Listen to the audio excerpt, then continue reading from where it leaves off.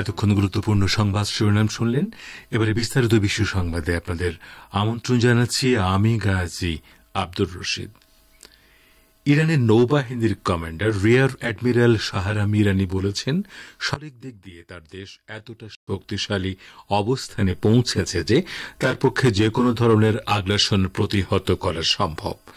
Tehran প্রদেশে অবস্থিত ইরানের সেনাবাহিনীর একটি প্রশিক্ষণ কেন্দ্র পরিদর্শনে গিয়ে তিনি একথা বলেন। অ্যাডমিরাল ইরানি বলেন, বর্তমানে আমাদের শক্তি ও ইসলামী শাসন ব্যবস্থার সম্মান অন্য কোনো সময়ের সঙ্গেই তুলনাযোগ্য নয়। তিনি বলেন, সশস্ত্র বাহিনীর পৃষ্ঠপোষকতায় ইসলামী প্রজাতন্ত্র ইরানের পবিত্র শাসন ব্যবস্থা এখন পারস্য উপসাগরের যে কোনো আঞ্চলিক বা বহির্শক্তিকে প্রতিহত করতে ভয় পায় না। ইরানের নৌবাহিনীর কমান্ডার আরও বলেন, ইসলামী বিপ্লব বিজয়ের পর থেকে দেশের সশস্ত্র বাহিনী দেশের প্রতিটি প্রয়োজনীয় প্রতিটি ক্ষেত্রে কার্যকর ও সময়নিষ্ঠ উপস্থিতি নিশ্চিত করেছে। রিয়ার অ্যাডমিরাল শাহরাম ইরানি বলেন, ইসলামী বিপ্লবের আগে যেখানে নৌবাহিনীর তৎপরতা পারস্য উপসাগরে সীমাবদ্ধ ছিল, সেখানে এই বাহিনী এখন এতটা উল্লেখযোগ্য সাফল্য অর্জন করেছে যে আন্তর্জাতিক পানিসীমার যে কোনো জায়গায় নিজের উপস্থিতি প্রতিষ্ঠা করতে সক্ষম হয়েছে। গাজা উপত্যকায় ইসরায়েলের চলমান অপরাধ যজ্ঞ এবং সাম্প্রতিক যুদ্ধবিরতির আলোচনায় তেল আবিবের অতিরিক্ত চাহিদা প্রমাণ করছে ইহুদিবাদী ইসরায়েল বিজয়ের দিকে নয় বরং পরাজয়ের দিকে এগিয়ে যাচ্ছে। এ মন্তব্য করেছেন ইরানের পররাষ্ট্র মন্ত্রণালয়ের মুখপাত্র নাসের কানানি। তিনি সোমবার তেহরানের সাংবাদিকদের সাপ্তাহিক ব্রিফিংয়ে আরও বলেন, ইহুদিবাদী সরকার ক্যান্সার সৃষ্টিকারী একটি টিউমার এবং এই অঞ্চলে সকল শত্রুতা ও বিদ্বেষের কেন্দ্রবিন্দু। তিনি বলেন, গাজা উপত্যকায় বসবাসরত ফিলিস্তিনি জনগণের উপর ইসরায়েলি অপরাধযোগ্য এবং পশ্চিম তীরেও তাদের সাম্প্রতিক আগ্রাসন বিশ্বব্যাপী তীব্র ক্ষোভ সৃষ্টি করেছে। ফিলিস্তিনি জনগণের প্রতি ইরানের নৈতিক, মানবিক ও আইনি সমর্থন পুনর্ব্যক্ত করেন কানানি। ইরানের এই মুখপাত্র সিরিয়ার বেশ কয়েকটি সামরিক স্থাপনায় ইসরায়েলি বাহিনীর রোববারের বিমান ও ক্ষেপণাস্ত্র হামলার তীব্র নিন্দা জানান। তিনি বলেন, আঞ্চলিক দেশগুলোতে ইসরায়েলি হামলা প্রমাণ করছে তেল আবিব শুধুমাত্র গাজার মধ্যে তার অপরাধযোগ্যকে সীমিত রাখেনি, বরং এটি গোটা অঞ্চলে অপরাধ করে বেড়াচ্ছে। তিনি ইহুদিবাদী ইসরায়েলের অপরাধযজ্ঞের প্রতি গভীর দৃষ্টি দিতে আন্তর্জাতিক সমাজের প্রতি আহ্বান জানান। ইউক্রেন যুদ্ধে ব্যবহার করার জন্য ইরান রাশিয়াকে স্বল্প পাল্লার ব্যালিস্টিক ক্ষেপণাস্ত্র সরবরাহ করেছে বলে গণমাধ্যম যে খবর দিয়েছে, এবার তা প্রত্যাখ্যান করেছে মস্কো। রুশ প্রেসিডেন্ট ভ্লাদিমির পুতিনের মুখপাত্র দিমিত্রি পেসকভ বলেছেন, তিনি মার্কিন গণমাধ্যমে প্রকাশিত এ সংক্রান্ত রিপোর্ট দেখেছেন, কিন্তু তার কোনো সত্যতা নেই। পেসকভ মস্কোয় সাংবাদিকদের বলেন, ইরান আমাদের গুরুত্বপূর্ণ অংশীদার। আমরা নিজেদের মধ্যে বাণিজ্যিক ও অর্থনৈতিক সম্পর্ক শক্তিশালী করছি। আমরা সবচেয়ে স্পর্শকাতর বিষয়গুলো সহ সম্ভাব্য সকল ক্ষেত্রে আমাদের সহযোগিতা ও সংলাপ বৃদ্ধি করছি। অজ্ঞাত মার্কিন ও ইউরোপীয় কর্মকর্তাদের বরাত দিয়ে ওয়াল স্ট্রিট জার্নাল গত 6 সেপ্টেম্বর খবর দেয়, ইরান রাশিয়ার কাছে স্বল্প পাল্লার ক্ষেপণাস্ত্র পাঠিয়েছে। অন্যদিকে নিজস্ব সূত্রের বরাত দিয়ে সিএনএনও রোববার একই ধরনের দাবি করে। এমনকি সোমবার ইউরোপীয় ইউনিয়নও একই অভিযোগের পুনরাবৃত্তি করে দাবি করে তাদের কাছে এমন নির্ভরযোগ্য তথ্য রয়েছে যে রাশিয়ার আহ্বানে অতি দ্রুত সাড়া দিয়ে তেহরান মস্কোর কাছে স্বল্প পাল্লার ব্যালিস্টিক ক্ষেপণাস্ত্র পাঠিয়েছে। রাশিয়ার আগে রোববার ইরানের একজন সেনা কমান্ডার কঠোর ভাষায় পশ্চিমা সূত্রগুলোর এ দাবি ভিত্তিহীন বলে নাকচ করে দিয়েছিলেন। ইহুদিবাদী ইসরায়েলি পার্লামেন্ট নেসেটের এক সদস্য দাবি করেছেন, আর মাত্র কয়েকদিনের মধ্যে ইসরায়েলি বাহিনী লেবাননের বিরুদ্ধে পূর্ণ মাত্রার যুদ্ধ শুরু করবে। নেসেটের লিকুদ দলীয় সদস্য নিসিম ভেটুরি সোমবার ইসরায়েলের সরকারি প্রচার মাধ্যম কানকে দেয়া এক সাক্ষাৎকারে এ হুমকি দেন। নেসেটের পররাষ্ট্র বিষয়ক কমিটির সদস্য ভেটুরি বলেন, এছাড়া অন্য কোনো উপায় নেই। তিনি দাবি করেন, ইসরায়েলি প্রধানমন্ত্রী বেনিয়ামিন নেতানিয়াহু একই দৃষ্টিভঙ্গি পোষণ করেন এবং আগামী কয়েকদিনের মধ্যে লেবাননে হামলা হতে যাচ্ছে। নেসেটের এই উগ্র সদস্য বলেন, প্রথমে লেবাননে কিছু বিমান হামলা চালানো হবে এবং এরপর দেশটিতে স্থল অভিযান চলবে। তিনি দাবি করেন, ইসরায়েলের সামরিক আগ্রাসনে লেবাননের রাজধানী বৈরুত ও এর উপকণ্ঠ দাহিয়া এলাকা গাজা উপত্যকার মতো ধ্বংস হয়ে যাবে। এর আগে সোমবারই সাবেক ইসরায়েলি যুদ্ধমন্ত্রী বেনি গান্তজ দাবি করেন, তেল আবিবকে গাজা উপত্যকা থেকে দৃষ্টি সরিয়ে লেবানন সীমান্তে হিজবুল্লাহর দিকে মনোযোগী হতে হবে। গান্তজ বলেন, উত্তর সীমান্তের দিকে দৃষ্টি দিতে দেরি হয়ে গেছে এবং প্রয়োজনে আমাদেরকে লেবাননের বিরুদ্ধে যুদ্ধ ঘোষণা করতে হবে। আপনারা বিশ্ব সংবাদ শুনছেন রেডিও তেহরান থেকে, আর প্রচারিত হচ্ছে বাংলাদেশ ও ভারতে শর্টওয়েভ 25 মিটার ব্যান্ডে, এছাড়া বিশ্বজুড়ে ইন্টারনেট ও স্যাটেলাইটে। ছাত্র জনতার তীব্র আন্দোলনের মুখে ভারতে পালিয়ে যাওয়া বাংলাদেশের সাবেক প্রধানমন্ত্রী শেখ হাসিনার বিরুদ্ধে আরও 3টি হত্যা মামলা দায়ের করা হয়েছে। এ নিয়ে তাঁর বিরুদ্ধে মামলার সংখ্যা দাঁড়াল 152টিতে। এর মধ্যে 136টি হত্যা মামলা। গত 18 জুলাই শিক্ষার্থীদের আন্দোলনে পুলিশের গুলিতে রেসিডেন্সিয়াল মডেল কলেজের ছাত্র ফারহান ফাইয়াজ হত্যার ঘটনায় শেখ হাসিনা সহ 54 জনের বিরুদ্ধে গণহত্যার অভিযোগ দায়ের করা হয়েছে। আজ ফারহানের বাবা শহীদুল ইসলাম ভূঁইয়া আন্তর্জাতিক অপরাধ ট্রাইব্যুনালের তদন্ত সংস্থায় এই অভিযোগ দাখিল করেন। মামলার অন্য আসামিরা হলেন ওবায়দুল কাদের, আনিসুল হক, ব্যারিস্টার ফজলিনুর তাপস, জাহাঙ্গীর কবির নানক, শেখ ফজলে শামস পরশ, ছাত্রলীগ সভাপতি সাদ্দাম হোসেন, সাধারণ সম্পাদক ওয়ালি আসিফ ইনান, পুলিশ কর্মকর্তা বিপ্লব কুমার সহ 54 জন। এদিকে বৈষম্য বিরোধী ছাত্র আন্দোলন চলাকালে গত 4 আগস্ট রাজধানীর যাত্রাবাড়ি এলাকায় শ্রমিক দলের কর্মী রিয়াজুল তালুকদার গুলিতে নিহত হওয়ার ঘটনায় শেখ হাসিনা সহ 135 জনের বিরুদ্ধে হত্যা মামলা দায়ের করা হয়েছে। বাদীপক্ষের আইনজীবী জহিরুল হাসান মুকুল মামলার বিষয়টি নিশ্চিত করেন। এদিকে ছাত্র বিক্ষোভের জেরে ভারতের মণিপুর রাজ্যের পূর্ব ও পশ্চিম ইম্ফল এবং থাউবাল জেলায় কারফিউ জারি করা হয়েছে। ভারতীয় সংবাদ মাধ্যম ইন্ডিয়া টুডে এ খবর জানিয়েছে। জেলা ম্যাজিস্ট্রেটের এক বিবৃতিতে জানানো হয়েছে, পূর্ব ও পশ্চিম ইম্ফলের প্রশাসকগণ নিজ নিজ জেলায় ভোর 5টা থেকে সকাল 10টা পর্যন্ত কারফিউ শিথিলের ঘোষণা দিয়েছিলেন, কিন্তু জেলার আইন শৃঙ্খলা পরিস্থিতি অবনতির আশঙ্কা দেখে আজ সকাল 11টায় আগের ঘোষণা বাতিল করে আবারও কারফিউ জারি করা হয়। এদিকে কারফিউ সত্ত্বেও মণিপুর বিশ্ববিদ্যালয়ের ছাত্ররা বিশ্ববিদ্যালয়ের প্রধান ফটকের সামনে প্রধানমন্ত্রী নরেন্দ্র মোদী, কেন্দ্রীয় স্বরাষ্ট্রমন্ত্রী অমিত শাহ এবং নিরাপত্তা উপদেষ্টা কুলদীপ সিং এর কুশপুত্তলিকা পুড়িয়ে বিক্ষোভ করেছে। উদ্ভূত পরিস্থিতিতে আজ দুপুর 3টে থেকে আগামী 5 দিনের জন্য গোটা রাজ্যে ইন্টারনেট সংযোগ বন্ধ রাখার সিদ্ধান্ত নেওয়া হয়েছে। গতকাল ইম্ফলের রাস্তায় হাজার হাজার ছাত্রছাত্রী বিক্ষোভ করেছে। সহিংসতা ও স্কুল বন্ধের সিদ্ধান্তের বিরোধিতা করে প্রতিবাদ জানায় তারা।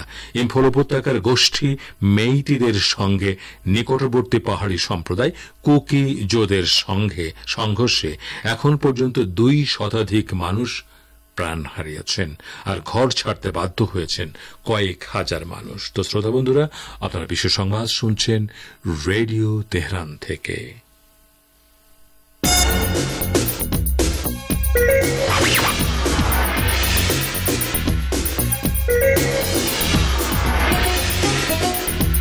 রেডিও তেহরান, খবরের সঙ্গে 24 ঘন্টা। ভিজিট করুন আমাদের ওয়েবসাইট parstoday.ir/dn।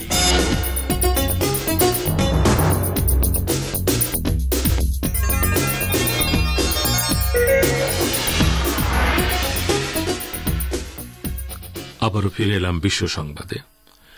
আঞ্চলিক দেশগুলোর বিরুদ্ধে চালানো পাশবিকতার ভয়াবহ পরিণতির ব্যাপারে ইহুদিবাদী ইসরায়েলকে সতর্ক করে দিয়েছে রাশিয়া। সোমবার সিরিয়ার মধ্যাঞ্চলে ইসরায়েলি বিমান হামলায় 1 ডজনেরও বেশি মানুষের প্রাণহানির পর প্রতিক্রিয়া জানাতে গিয়ে এ হুঁশিয়ারি দিল সিরিয়ার পররাষ্ট্র মন্ত্রণালয়। সিরিয়ার হামা প্রদেশে সোমবার ইসরায়েলি বিমান হামলায় অন্তত 16 জন নিহত ও 36 জন আহত হয়, যাদের মধ্যে 6 জনের অবস্থা আশঙ্কাজনক।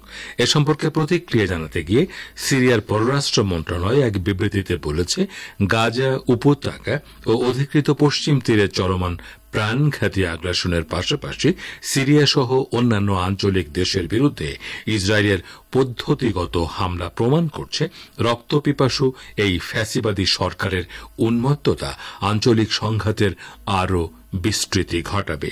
ইসরায়েলের ভয়াবহ পাশবিকতার প্রতি আমেরিকা সহ অন্যান্য পশ্চিমা দেশ অকুণ্ঠ সমর্থন অব্যাহত রেখেছে জানিয়ে বিবৃতিতে বলা হয়, গাজা উপত্যকা সহ আঞ্চলিক দেশগুলোর বিরুদ্ধে ইসরায়েলের চলমান পাশবিকতার দায় পশ্চিমা দেশগুলোকে নিতে হবে।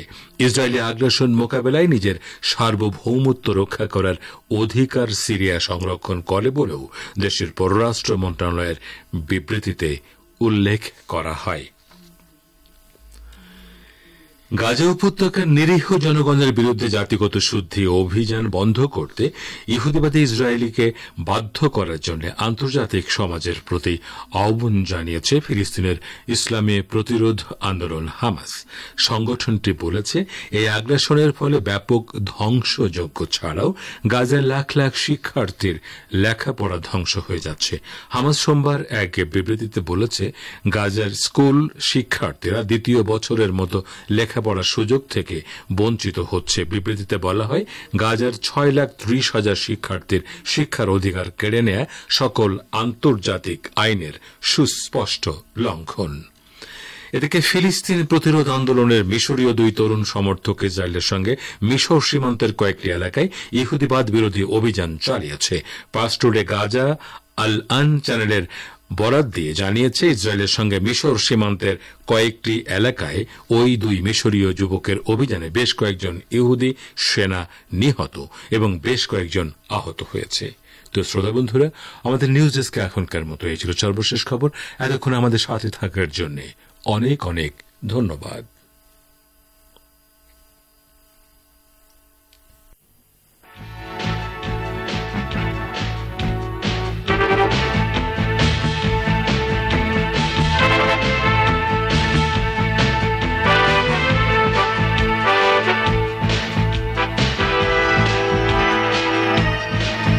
বিশ্ব সংবাদ শুনলেন রেডিও তেহরান থেকে। শ্রোতা বন্ধুরা, এবারে আমন্ত্রণ জানাচ্ছি সংবাদ ভাষ্যের অনুষ্ঠান দৃষ্টিপাতে।